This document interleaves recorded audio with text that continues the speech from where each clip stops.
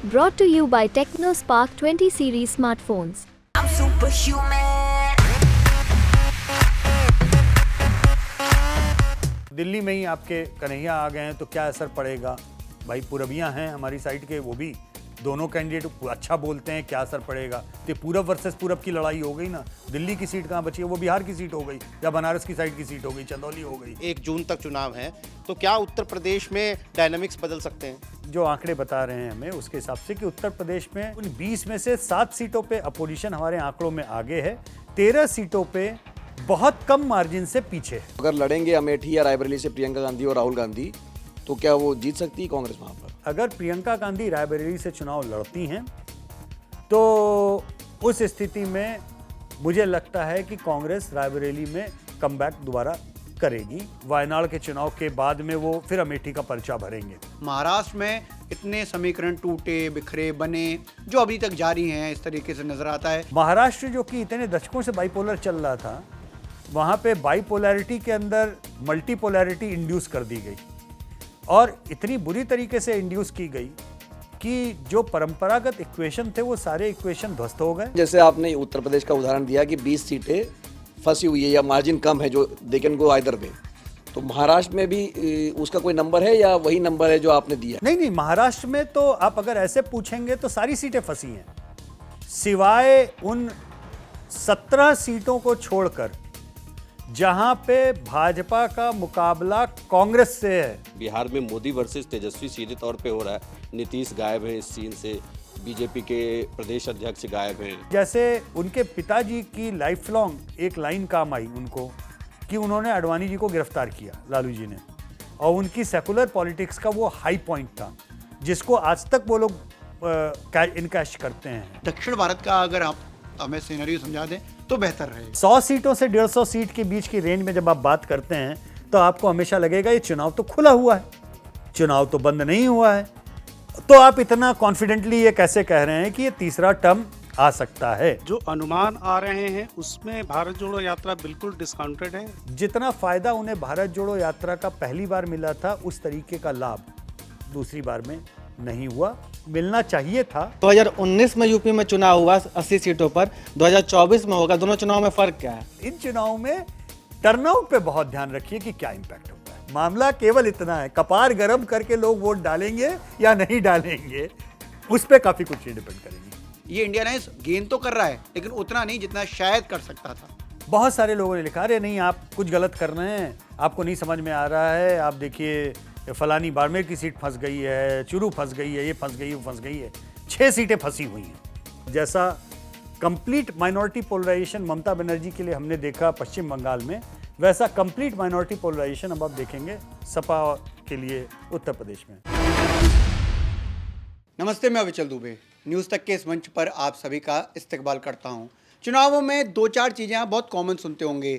1% अगर वोट इधर जाए तो चीज़ें बदल सकती हैं, 2% अगर समीकरण ऐसे हो जाएं तो चीज़ें बहुत बदल सकती हैं। आप लोगों को लगता होगा कि इतना कुछ होता है क्या? दरअसल ये विज्ञान है, इसको कहते हैं सेफोलॉजी। और जो आज हमारे इस मंच पर अतिथि हैं, मेहमान हैं, वो सेफोलॉजिस्ट हैं, इस विज्ञान के जानकार हैं और ख़ास तौर पर बताते हैं कि आखिर किसको कितनी सीटें मिल रही हैं। सर्वे करते हैं और सर्वे माकूल भी होते हैं। आज हमारे साथ यशवंत देशमुख साहब हैं। सर, आपका खूब खूब स्वागत है इस मंच पर। और हम शुरुआत कर रहे हैं तो सबसे पहले यही जानना चाहेंगे कि देश का सबसे बड़ा प्रदेश उत्तर प्रदेश में, क्योंकि सी वोटर ने सर्वे किया है, पूरे देश भर में सर्वे किया है, तो सीटों के लिहाज से क्या स्थिति बन रही है और क्या लगता है कि इस बार का जो माहौल है वो किस तरफ जा रहा है? देखिए, उत्तर प्रदेश की चर्चा करें या किसी भी राज्य की चर्चा करें, मैं कई बार समझा चुका हूं इस बात को अपने मित्रों को भी, और एक बार और बोलने में कोई गुरेज नहीं कि सर्वे का विज्ञान वोट शेयर एस्टिमेट पे आके रुकता है। वोटों से सीटों में बदलना ये सर्वे विज्ञान के अंदर नहीं आता, ये मैथमेटिकल एक्सट्रापोलेशन होता है। इसलिए मुख्य चीज़ जो है, आप सर्वे में अगर पकड़ना चाहते हैं तो हमेशा ध्यान रखिए कि सर्वे वोट शेयर का एस्टिमेट क्या कर रहा है। मसलन जैसे उत्तर प्रदेश के केस में सर्वे का हमको ये बता रहा है कि भाजपा गठबंधन और विपक्ष का जो गठबंधन है उसके बीच में 10% से ज़्यादा वोट का गैप है। अब अगर उत्तर प्रदेश को आप ट्रायंगुलर मानते हैं, त्रिकोणीय मानते हैं, उस तरीके से भी। और अब चूंकि उत्तर प्रदेश पिछले विधानसभा चुनाव में हमने देखा कि ऑलरेडी बाइपोलर, दो ध्रुवीय हो चुका है। एक तरह से बसपा सिमटती जा रही है और अगले इस चुनाव में और भी ज़्यादा उसकी सिमटने की प्रक्रिया और ज़्यादा घनीभूत होगी। तो 10% का वोटों का अंतर दरअसल एक जीत की ओर लेके जाता है किसी के लिए भी। लेकिन इसका मतलब ये नहीं है कि सारी सीटों पे 10% का अंतर है। ये ऐसी गलती आप मत समझिए। हमारा ऐसा अनुमान है, जो आंकड़े बता रहे हैं हमें उसके हिसाब से, कि उत्तर प्रदेश में 80 में से 60 सीटें ऐसी हैं जहां पे आप भाजपा को सेफ बोल सकते हैं, जहां मार्जिन अच्छा खासा है उनका। लेकिन 20 सीटें ऐसी हैं जहां पे पेंच फंसा हुआ है। उन 20 में से 7 सीटों पे अपोजिशन हमारे आंकड़ों में आगे है, 13 सीटों पे बहुत कम मार्जिन से पीछे है।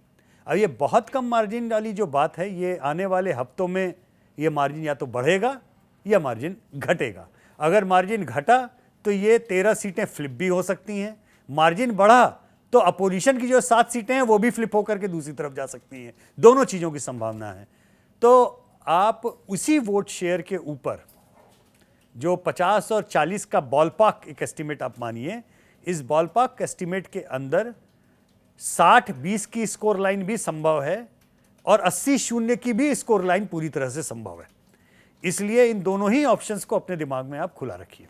वैसे मैं बता देता हूं कि उत्तर प्रदेश का जो ओपिनियन पोल है सी वोटर का, उसने जो नंबर्स दिए उसमें एनडीए को 73 और इंडिया अलायंस को 7, बीएसपी को 0 नंबर दिए।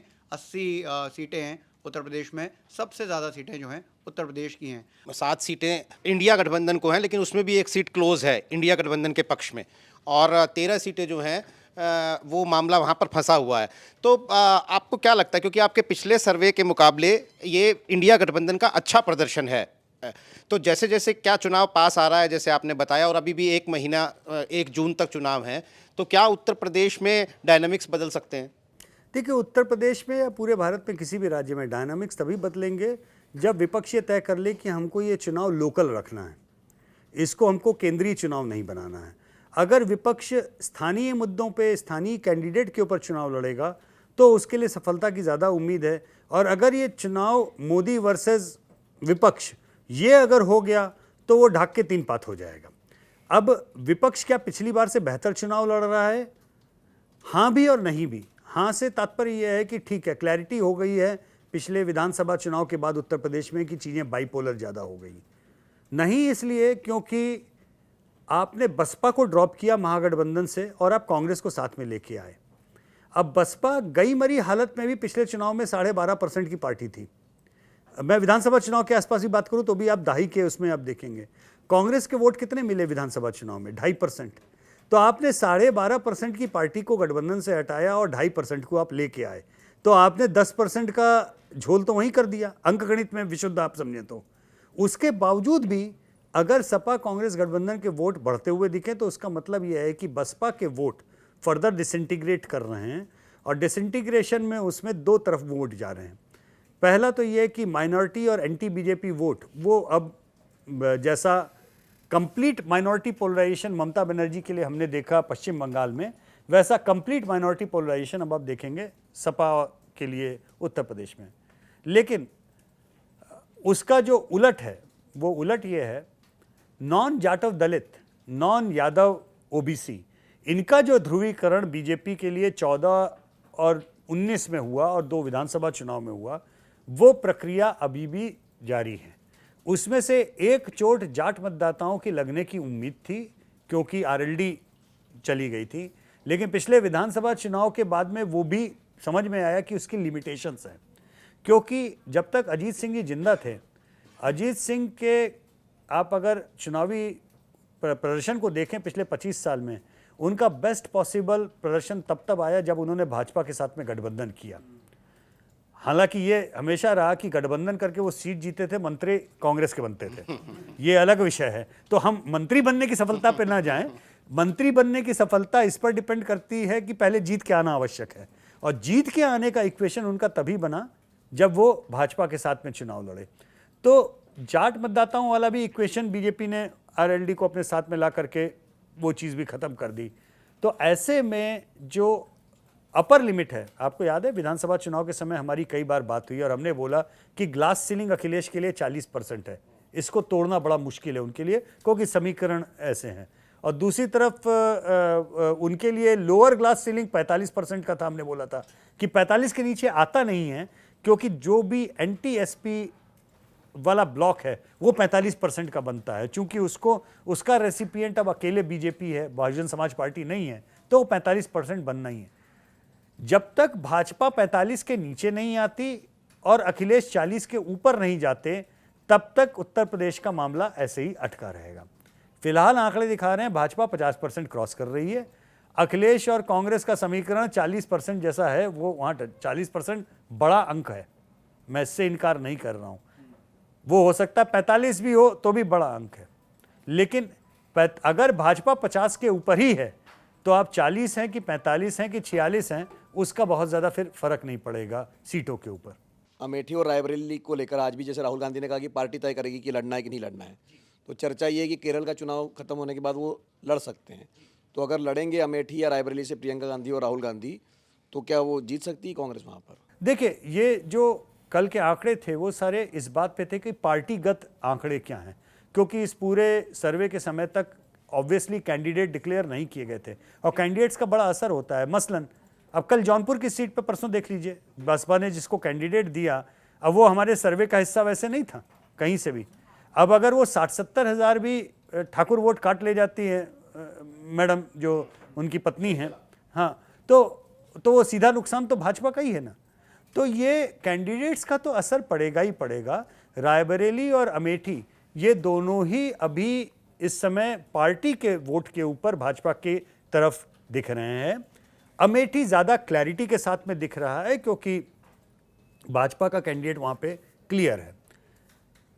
कांग्रेस का कैंडिडेट अभी तक नहीं आया है। अगर प्रियंका गांधी रायबरेली से चुनाव लड़ती हैं तो उस स्थिति में मुझे लगता है कि कांग्रेस रायबरेली में कमबैक दोबारा करेगी, क्योंकि सोनिया जी जाके प्रचार भी करेंगी। प्रियंका जी के लिए वहाँ पर एक सिंपैथी और एक इमोशनल कनेक्ट भी होगा।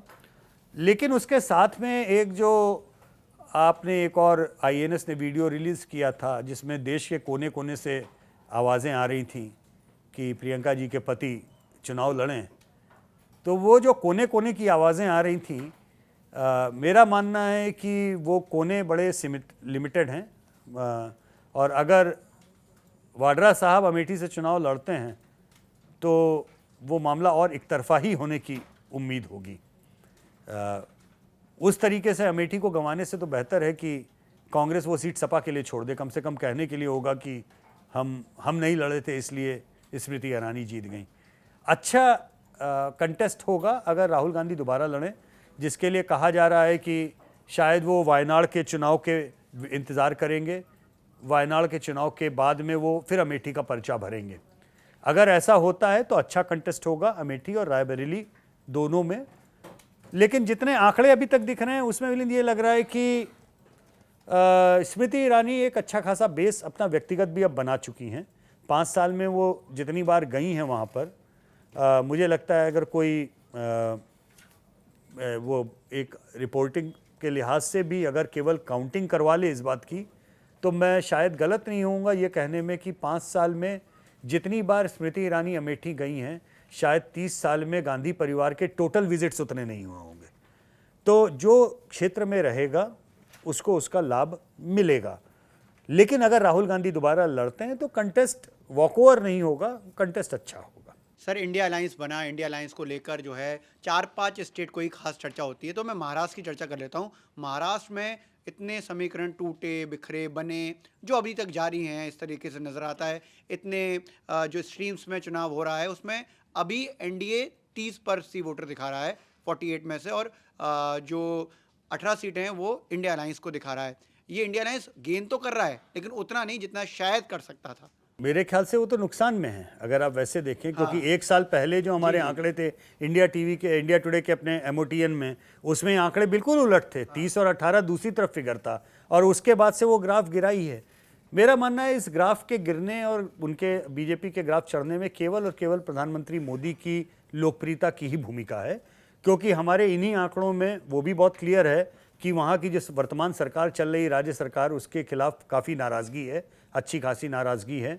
और अगर जिस तरह के आंकड़े लोकसभा के वोटिंग इंटेंट के हैं उसमें बीजेपी को अगर सीटें इतनी मिलती हैं या इससे ज़्यादा मिलती हैं तो उसमें सिवाय प्रधानमंत्री मोदी के प्रति लोगों का विश्वास, इसके अलावा और कोई दूसरी चीज़ उसमें काउंट नहीं होगी।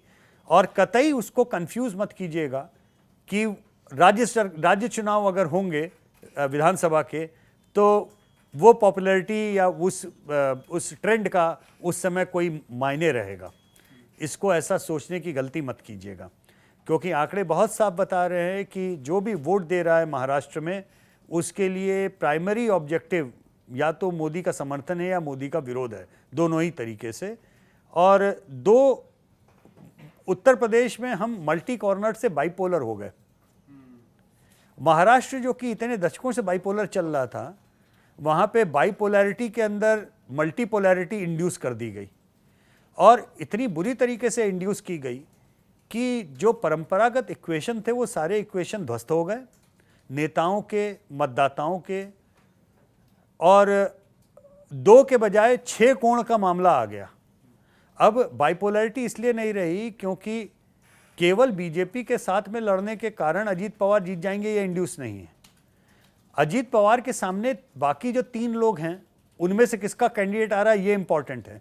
इसी तरह से इस तरफ बीजेपी के सामने शिंदे साहब के सामने बाकी के 3 लोगों में कौन आ रहा है ये इंपॉर्टेंट है। तो ये 6 कोण का षटकोणीय मुकाबला हो गया है। कहने के लिए बाइपोलर है, ये बाइपोलर ज़मीन पर रहा नहीं है, इसमें 6 इक्वेशंस आ गए हैं और ये मत दिया गया है। अभी मैं अपने मुंबई वाले कार्यक्रम में बैठा था तो मैंने मराठी में उसको वैसे समझाया वहाँ पे, जो मैं हिंदी में करूँ कि आप हमसे कहेंगे कि ये बताइए कितनी सीटें एनडीए और कितनी सीटें एमवीए, तो ये वैसी स्थिति है कि आप हमको बोले कि या तो भाई साहब मट्ठा बना के पिला दीजिए या लस्सी पिलाइए, तो मैं मत के आपको पिला सकता हूँ। महाराष्ट्र की राजनीति में भाई लोगों ने क्या किया, ढेर सारा दही डाला, दही में पानी डाला, पानी में बर्फ़ डाला, मग्गा भर चीनी डाली, झुआ भर नमक डाला, उसके ऊपर काली मिर्च भी डाली, 2-4 चम्मच मिर्च भी डाल दी और सारा घड़बड़ा करके मथ दिया। और मथने के बाद में सामने रख दिया और आपकी अपेक्षा ये है कि उस जो भी मटका भर के मथ के रखा गया है यशवंत देशमुख उसमें से 1 गिलास लस्सी आपको अलग कर दें और 1 गिलास मट्ठा आपको अलग कर दें, तो यशवंत देशमुख नहीं कर पाएंगे, ये कोई नहीं कर पाएगा, मैं बहुत साफ बोल रहा हूँ। और मतदाताओं को इस चीज़ का तो दोष कतई नहीं दिया जा सकता। तो केमिकल लोचे हैं बड़े, 2 बड़े केमिकल लोचे हैं।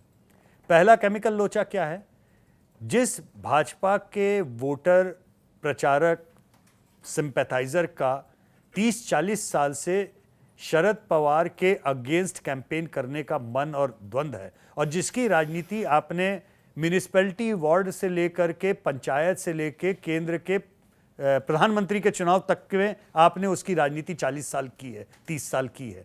ऐसे में वो भाजपा का कट्टर वोटर वो अजीत पवार के कैंडिडेट को दिल पे पत्थर रख के कैसे वोट डालने जाएगा, पहला केमिकल लोचा नंबर 1।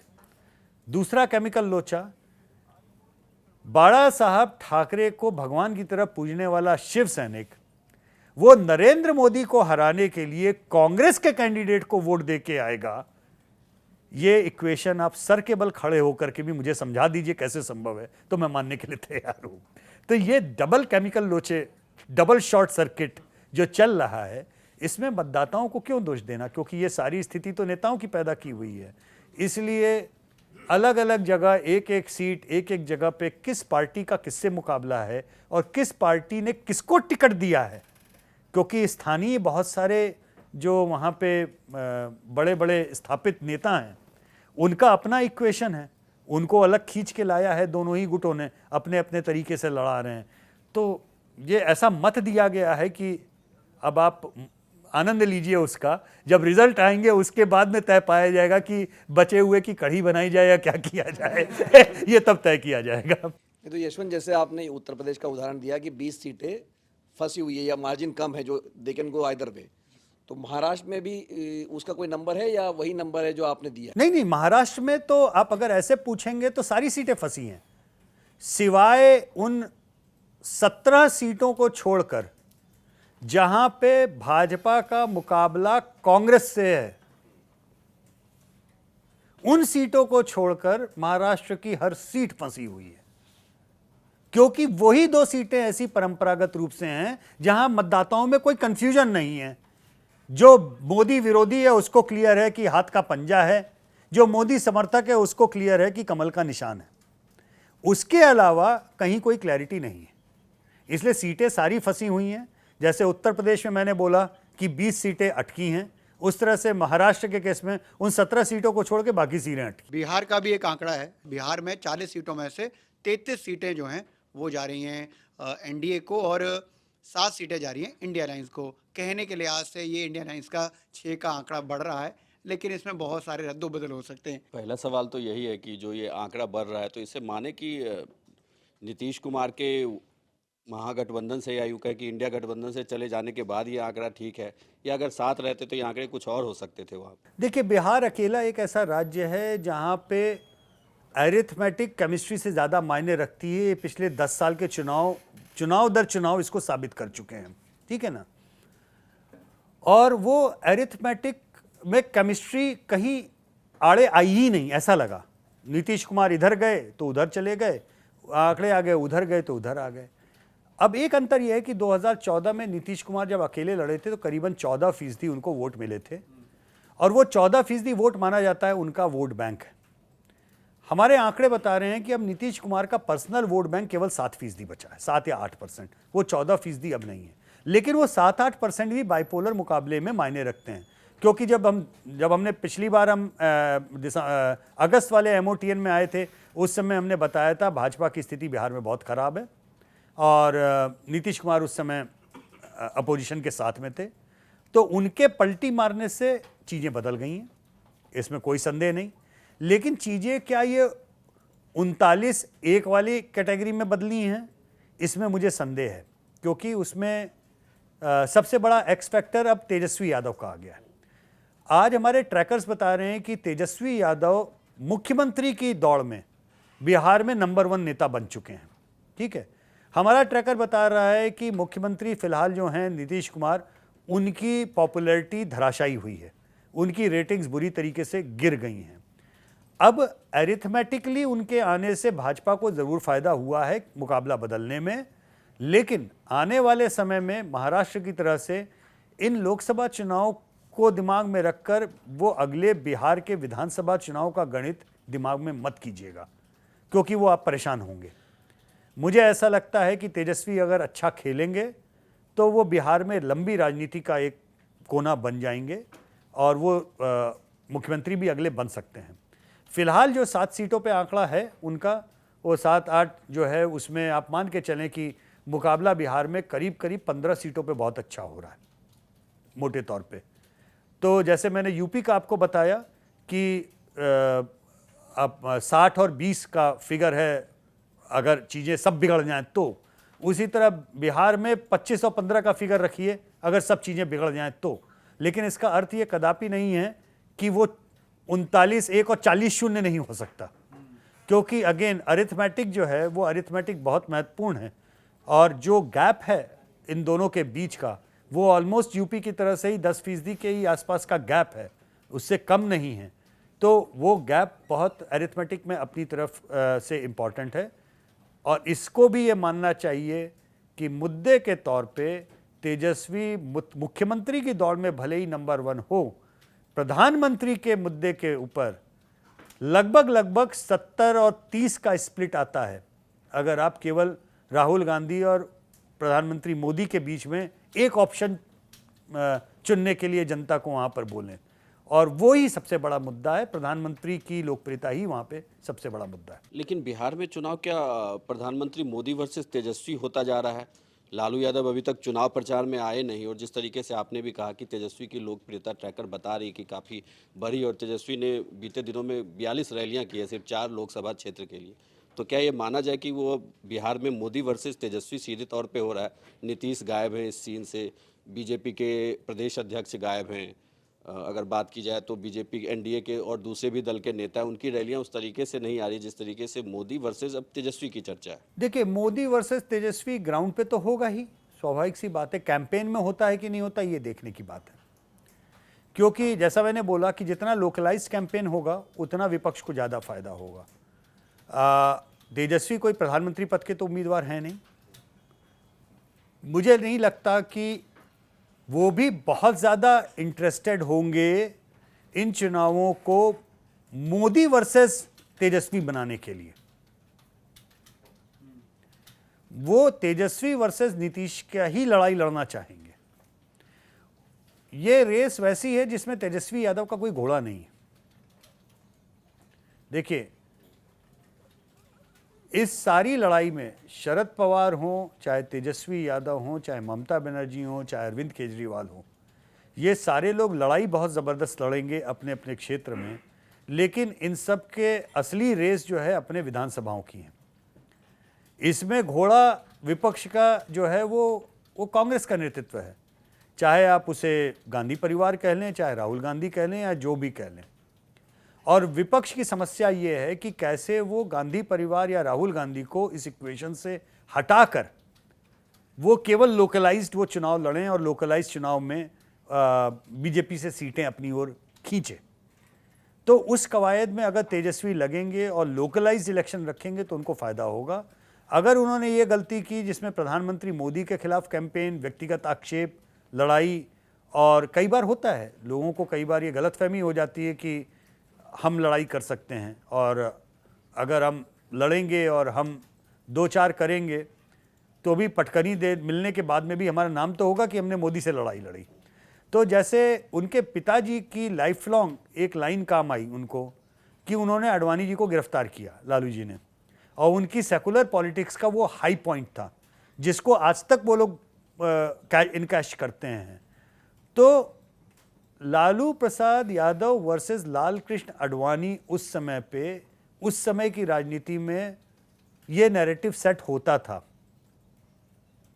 लेकिन तेजस्वी लालू नहीं है और नरेंद्र मोदी लालकृष्ण आडवाणी नहीं है।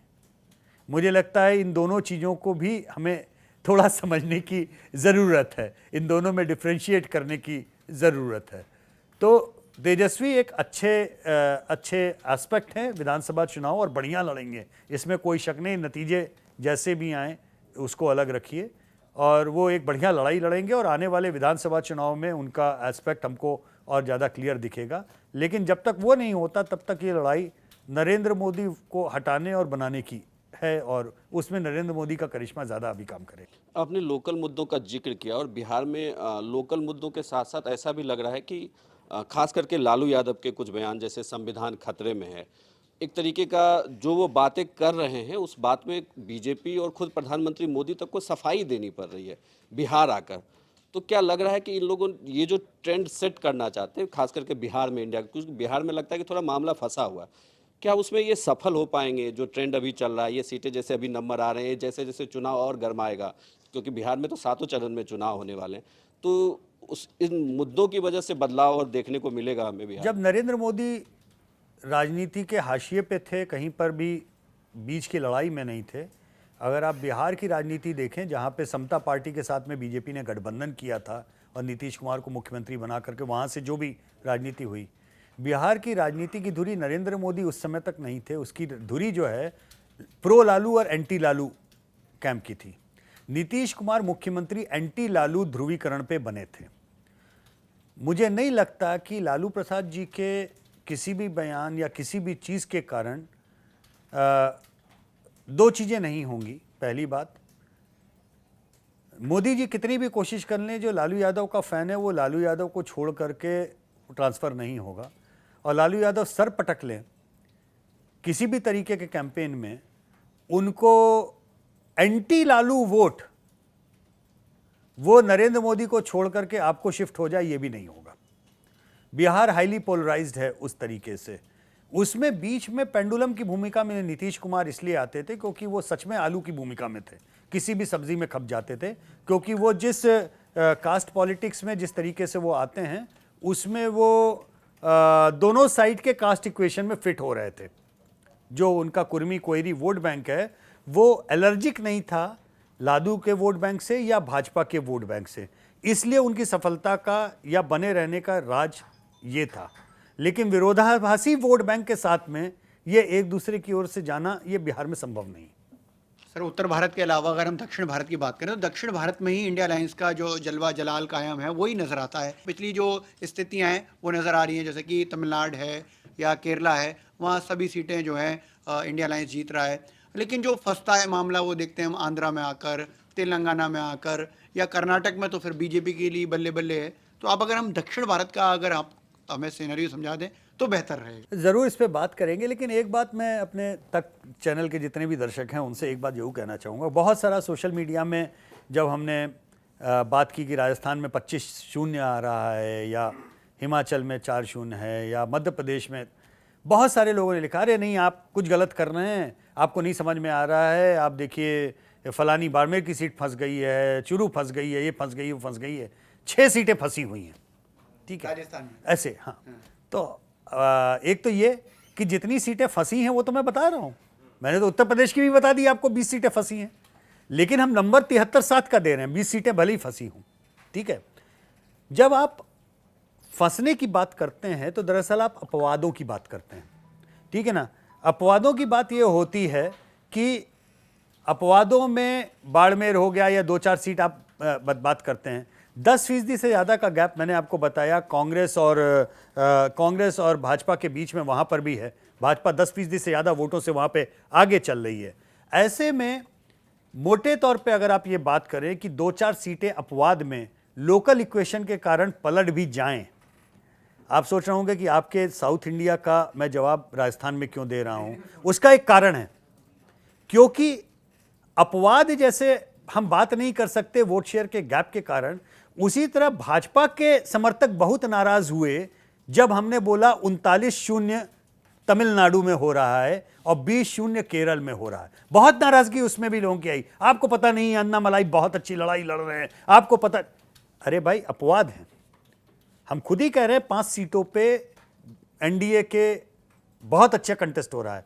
कोयम्बटूर में अन्नामलाई हुए, कन्याकुमारी, थेनी में जो है दिनकरन जो लड़ रहे हैं चुनाव, ओपीएस लड़ रहे हैं रामनाथपुरम में, और अपने ये जो पीएमके के नेता हैं उनकी वाइफ लड़ रही हैं धर्मपुरी में। तो ये 5 सीटों पे लड़ाई यूपीए वर्सेस एनडीए की है, यहाँ एआईएडीएम के इक्वेशन के बाहर है। हो सकता है इसमें कन्याकुमारी या थेनी या फॉर दैट मैटर कोयम्बटूर, जहाँ पे अन्नामलाई नंबर 2 पे चल रहे हैं, बहुत क्लोज नंबर 2 चल रहे हैं, जीत भी जाएं, जीत सकते हैं, मैं इससे इनकार नहीं कर रहा हूं। लेकिन जब वो आंकड़ों में फ्लिप होगा तभी हम रिपोर्ट कर पाएंगे। हमारे आंकड़ों में अभी तक फ्लिप नहीं हुआ। जैसे राजस्थान में बाड़मेर बीजेपी हार सकती है, कांग्रेस जीत सकती है, हो सकता है 25-0 की जगह पे ये 20 और 5 का आंकड़ा है, लेकिन ये अभी तक हमारे आंकड़ों में फ्लिप नहीं हुआ।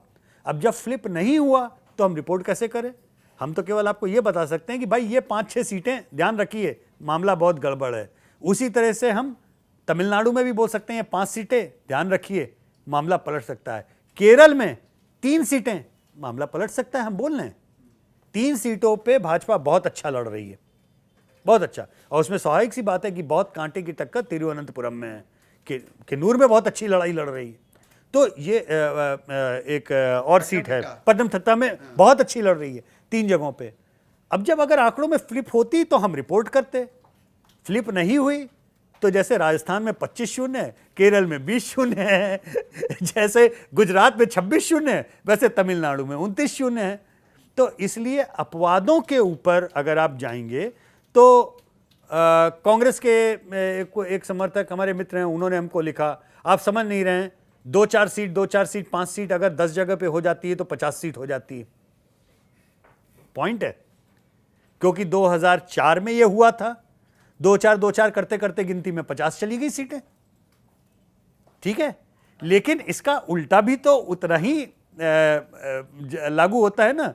5-5 सीट अगर विपक्ष की ओर से खिसकनी शुरू हुई तो 5 सीट ममता और हार गई, 5 सीट तेजस्वी और हार गए, 5 सीट अन्नामलाई खींच के ले गए, 5 सीट डीके नहीं निकाल पाए। और तो ये आंकड़ा उल्टा भी तो होता है। तो इसलिए आप ये मान के चलिए कि ये फंसी हुई सीटें ये हमेशा कम से कम गिनेंगे आप तो 100 से 150 के बीच की रेंज में रहेंगी। और 100 सीटों से 150 सीट के बीच की रेंज में जब आप बात करते हैं तो आपको हमेशा लगेगा ये चुनाव तो खुला हुआ है, चुनाव तो बंद नहीं हुआ है।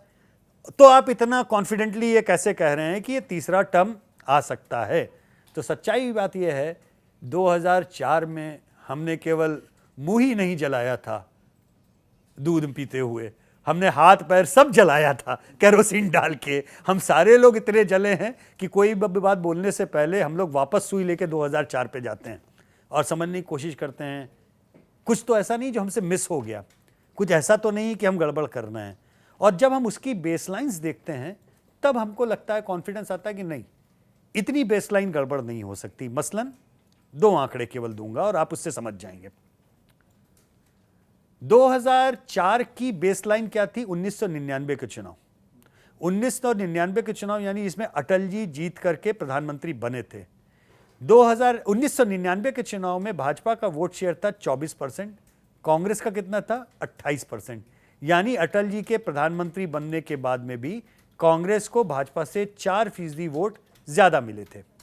2024 का बेसलाइन क्या है? 1999, कांग्रेस के वोट 19%, भाजपा के वोट 37%। ठीक है, 18% का अपोजिट साइड, +4 से -18, यानी आप 99 से 2019 के बीच के 2 दशकों में किस गैप को देख रहे हैं? 22% के स्विंग को देख रहे हैं।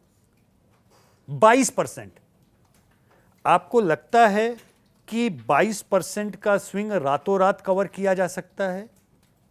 22% का स्विंग रातों रात होता अगर कोई, जिसे अंग्रेजी में ब्लैक स्वान इवेंट कहते हैं, कुछ तो भी ऐसी बड़ी चीज फट के आ गई जिसके बाद में एकदम एक तरफा मामला पलट गया। तो अभी तक तो ऐसा कोई ब्लैक स्वान इवेंट आपको दिखा नहीं। इलेक्टोरल बॉन्ड को ब्लैक स्वान बनाने की कोशिश की गई, मुंह केवल ऐसा गिरा कि रामलीला मैदान में एक भी विपक्ष के नेता ने इलेक्टोरल बॉन्ड का ई तक नहीं बोला अपने मुंह से। ठीक है, तो ब्लैक स्वान नहीं हुआ कुछ। तो अभी 22% रातों रात पलट जाएगा बेसलाइन में, इसकी संभावना हमको नहीं दिख रही है। दूसरा, अगर तो कांग्रेस सपोज कीजिए, फर्ज कीजिए राजस्थान दोबारा जीत लेती, छत्तीसगढ़ दोबारा जीत लेती और मध्य प्रदेश भाजपा से छीन लेती, तो इस समय हम लोग बैठते बोलते गुरु बेसलाइन जो है वो चेंज हो रहा है लगता है। लेकिन हुआ क्या? 15 साल की इनकम्बेंसी के बाद, इतनी ऊब, इतनी थकान के बाद में भी केवल और केवल संगठन के बल पर भाजपा ने मध्य प्रदेश का चुनाव निकाल लिया। हार के मुंह से जीत को खींच के ले आए, केवल संगठन और कुछ नहीं। मिलिंद मध्य प्रदेश के हैं, हमारे ट्रैकर में हम ही लोग लगातार बता रहे थे कि नाराजगी नहीं है, ऊब है। लोग थक गए हैं, पक गए हैं। किससे पक गए हैं भाई? जो भी सिस्टम है। सिस्टम क्या है? मुख्यमंत्री है और सिस्टम है। तो बीजेपी ने क्या किया? 7 आदमी भेजे, जिससे पहला संदेश गया मुख्यमंत्री ये नहीं रहेगा। तो जो ऊब गया था भाजपा का समर्थक, वो निकलने के लिए तैयार हुआ। वो 7 आदमी अपने अपने क्षेत्र के जिले की 10-12 सीटों पे ये बताने में कामयाब हुए, हो सकता है मेरी लॉटरी लग जाए। तो उसके 7 के जो समर्थक थे, उन्होंने अपने इंसान को मुख्यमंत्री बनाने के लिए वोट दिया। तो 70 सीटों का तो असर पड़ गया ना, खेल हो गया ना वही के वहां पर। और इन्होंने अपनी ताकत लगाई संगठन पे। हमारे जो रिसर्च के कोऑर्डिनेटर थे, उन्होंने बड़ी एक लाइन अच्छी हमको बोली कि आंकड़े जो भी आ रहे हों, सच्चाई ये है कि फील्ड में भाजपा का संगठन चुनाव लड़ रहा है और कांग्रेस का कैंडिडेट चुनाव लड़ रहा है। तो मध्य भारत जिसे आप कहते हैं, ये सन 52 से भारतीय जनसंघ का संगठनात्मक तरीके से फील्ड रहा है। उन्होंने बनाया है। ये वो जगह है जहां पर शर्त लगी थी नानाजी देशमुख और रामनाथ गोयनका जी में, जब 67 के चुनाव के बाद में, कि संगठन इंसान से ज़्यादा जरूरी है या इंसान ज़्यादा इंपॉर्टेंट है। तो नानाजी देशमुख ने शर्त लगाई थी कि संगठन पहले आता है, इंसान बाद में। तो रामनाथ गोयनका जी ने शर्त लगाई कि मुझे जिता सकते हो संगठन से। नानाजी देशमुख ने कहा चलिए पर्चा भरिए और जीत का सर्टिफिकेट लेके आइएगा। तो आपके दर्शकों में बहुत सारे लोगों को जानकारी नहीं होगी, इंडियन एक्सप्रेस के संस्थापक रामनाथ गोयनका 70-71 का जो लोकसभा चुनाव था, विदिशा से भारतीय जनसंघ के टिकट पे चुनाव लड़े, पर्चा भरने गए थे और उसके बाद में सीधे जीत का सर्टिफिकेट लेने गए।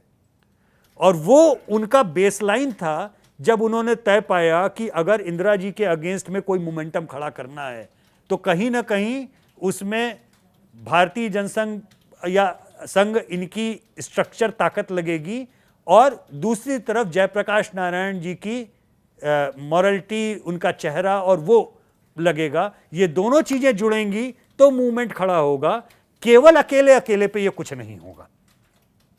तो मध्य प्रदेश, मध्य भारत सन 52 से ये बीजेपी का संगठन का अड्डा रहा है।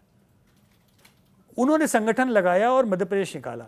अगर उस जगह से कांग्रेस चुनाव नहीं जीत पाई और केवल संगठन के नाते हार गई, तो आज अभी हम जो बैठे बात कर रहे हैं, उस जगह से आपको क्या कॉन्फिडेंस आता है मध्य प्रदेश के चुनाव के रिजल्ट देखने के बाद में कि कांग्रेस 22% का गैप कवर कर लेगी? ये मैं आंकड़ों के बियॉन्ड एक पत्रकार के नाते, एक एनालिस्ट के नाते मैं ये सवाल अपने सभी दर्शकों को भी बोल रहा हूं कि आप सोचिए कि ऐसा क्या है और एब्रेशंस में मत फंसिए। एब्रेशंस तो मैं स्वयं मान रहा हूं। एब्रेशन में 20 सीट उत्तर प्रदेश है, 6 सीट राजस्थान भी है, लेकिन 5 सीट तमिलनाडु भी है, 3 सीट केरल भी है। तो एब्रेशंस, अपवाद हर जगह होते हैं। मध्य प्रदेश और राजस्थान कांग्रेस हार गई और उसके बाद जो 2024 के ओपिनियन पोल आए, उस बीच में भारत जोड़ो यात्रा हुई।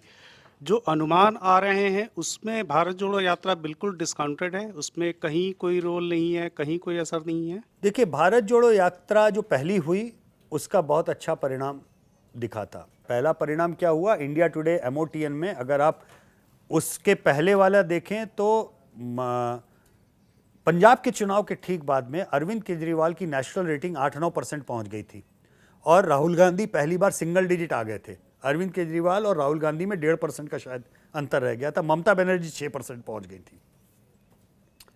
भारत जोड़ो यात्रा का पहला परिणाम क्या हुआ? राहुल गांधी के नंबर धीमे धीमे बढ़ते हुए वापस 16, 17, 18 उस रेंज में आए जहां उनको होना चाहिए था। कर्नाटक में सारे लड़ाई करने वाले फैक्शन साथ में आ गए, DK शिवकुमार, सिद्धारमैया के समर्थक साथ में लगे, चुनाव निकाल ले गए।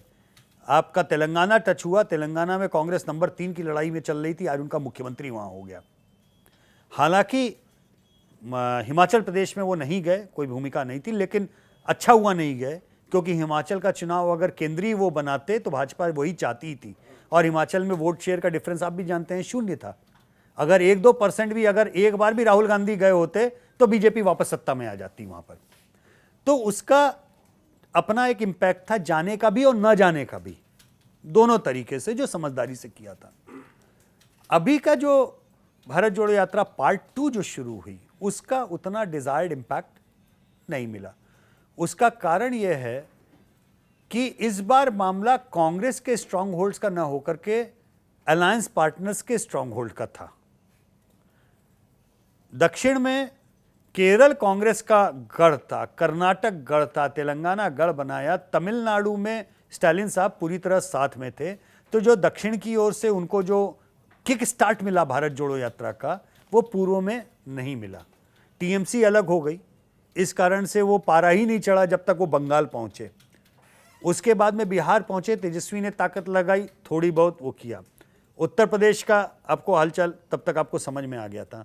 मुझे लगता है कि जितना फायदा उन्हें भारत जोड़ो यात्रा का पहली बार मिला था, उस तरीके का लाभ दूसरी बार में नहीं हुआ। मिलना चाहिए था, लेकिन वो अपोजिशन अलायंस की क्लैरिटी और ताकत ठीक से नहीं लगने के कारण उनको वो वैसा फलीभूत नहीं हुआ। इस समय आपने कोई लहर महसूस की है? नवनीत राणा का 2 दिन पहले एक वीडियो वायरल हुआ जिसमें वो अपने पार्टी वर्कर से कह रही हैं कि कोई मोदी की हवा नहीं है।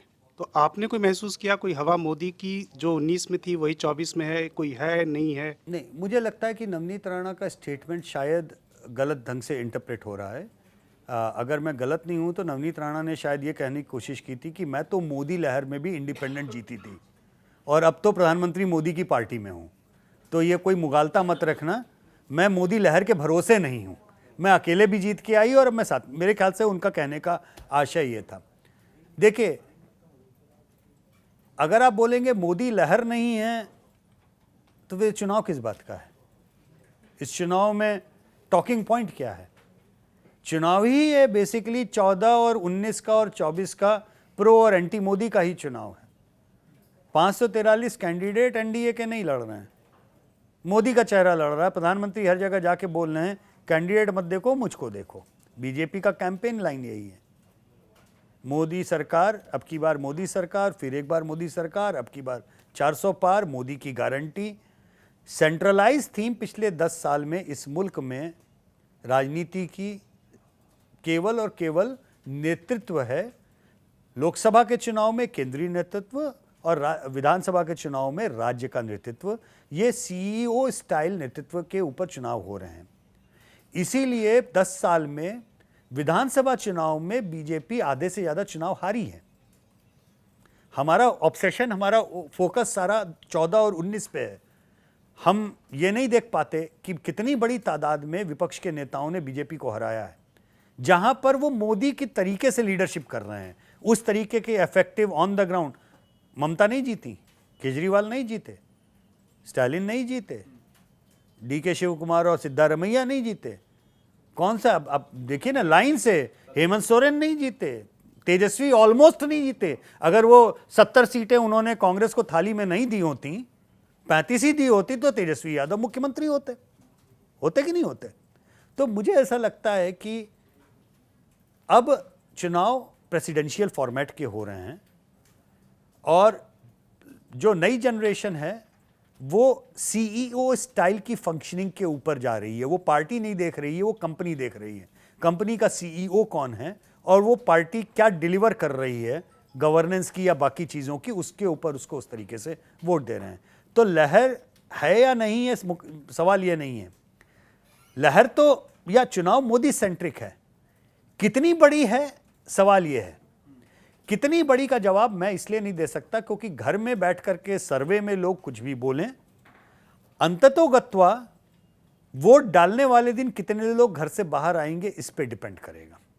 तो टर्नआउट अगर गिरता है, 2004 में देश के अर्बन इलाकों में ऑन एन एवरेज करीबन 18% का टर्नआउट ड्रॉप हुआ था।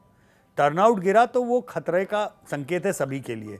टर्नआउट अच्छा हुआ तो वो बड़ी अच्छी बात होगी लोकतंत्र के लिए भी। और आई थिंक प्रधानमंत्री इस बात पे लगातार, उनको लग रहा है कि जो हमारे जो भी हैं लोग उनके जो उनके समर्थन में हैं, वो घर में ना बैठे रहें, ड्राइंग रूम में बैठ करके मोदी मोदी मोदी ना करें, बल्कि निकल के 40 डिग्री 42 डिग्री धूप में जाएं और वोट डाल के आएं। ये जो हिंदुस्तान टाइम्स में परसों बड़ी अच्छी आधे पेज की एनालिसिस थी, उन्होंने 400 से ज़्यादा सीटों के तापमान का पिछले 20 साल का 25 साल का उन्होंने निकाला। बड़ी brilliant analysis, that is what the data journalism, I love it. बहुत अच्छी, मैं उनको साधुवाद देता हूँ कि आधे से ज़्यादा सीटों पे 40 डिग्री से ज़्यादा तापमान रहेगा, उसका टर्नआउट पे क्या इम्पैक्ट पड़ेगा, वो ज़्यादा बड़ा मुद्दा है अब मेरे लिए, बजाय इसके देखने के लिए कि कोई नेता के खिलाफ या नेता के पक्ष में है कि नहीं है। मामला केवल इतना है, कपार गर्म करके लोग वोट डालेंगे या नहीं डालेंगे, उस पर काफ़ी कुछ डिपेंड करेंगी। जसवंत जी, एक सवाल मैं यूपी से लेना चाहूँगा। जी। जी, मेरा सवाल ये है कि जैसे सी वोटर का ट्रैकर लगातार वॉच कर रहा है यूपी पर्टिकुलर, 9 सीट आप लोगों ने ऐसी दी है जिसमें 1 से 3% का गैप है उत्तर प्रदेश में टूवर्ड्स, मतलब जीत और हार के बीच में। वो इंडिया की तरफ भी झुक सकती हैं, एनडीए की तरफ भी जा सकती है। लेकिन मेरा सवाल है कि ये इसमें ट्रेंड क्या दिखा है? जैसे 1 महीने पहले ये क्या 9 ही सीट थी, या ये बढ़ा है या ये घटा है? एक और दूसरा, एक छोटी सी टिप्पणी ये कीजिएगा कि 2019 में यूपी में चुनाव हुआ 80 सीटों पर, 2024 में होगा, दोनों चुनाव में फ़र्क क्या है? देखिए, पहले सवाल का जवाब यह है कि ट्रेंड में ये सारी सीटें वैसी हैं जहां परंपरागत रूप से विपक्ष की भूमिका अच्छी रही है, इसलिए भी वहां पे कठिनाई बीजेपी को आएगी। लहर में बार बार जीतते रहना हमेशा आसान नहीं होता, तो बीजेपी को ताकत लगानी होगी इन सीटों पे जहां पे। और फिर लोकल इक्वेशन, जैसा कि अभी जौनपुर के बारे में हमने बात की, तो कैंडिडेट स्पेसिफिक लोकल इक्वेशन जब इंड्यूस हो जाते हैं तो वहाँ पर क्या असर होगा नहीं होगा ये देखने की बात होगी। अब दिल्ली में ही आपके कन्हैया आ गए हैं तो क्या असर पड़ेगा, भाई पूरबियाँ हैं हमारी साइड के, वो भी दोनों कैंडिडेट अच्छा बोलते हैं, क्या असर पड़ेगा। तो पूरब वर्सेस पूरब की लड़ाई हो गई ना, दिल्ली की सीट कहाँ बची है, वो बिहार की सीट हो गई या बनारस की साइड की सीट हो गई, चंदौली हो गई, तो वो देखना पड़ेगा। दूसरी तरीके से उसी तरह देखिए, अब मनीष तिवारी को उन्होंने भेज दिया चंडीगढ़। अब मनीष तिवारी के आने तक जो है मामला कुछ और लग रहा था जब तक हमारे आंकड़ों में, अब वो आ गए हैं तो अब क्या होगा, अब हम भी सर पकड़ के बैठे हैं। तो बहुत सारी जगहों पे कैंडिडेट्स का आना जाना ये भी इम्पैक्ट करता है, इसका अच्छा खासा असर होता है। बट एक ओवरऑर्चिंग ट्रेंड तो रहता है। ओवरआर्चिंग ट्रेंड इस चुनाव का अभी भी नरेंद्र मोदी हैं।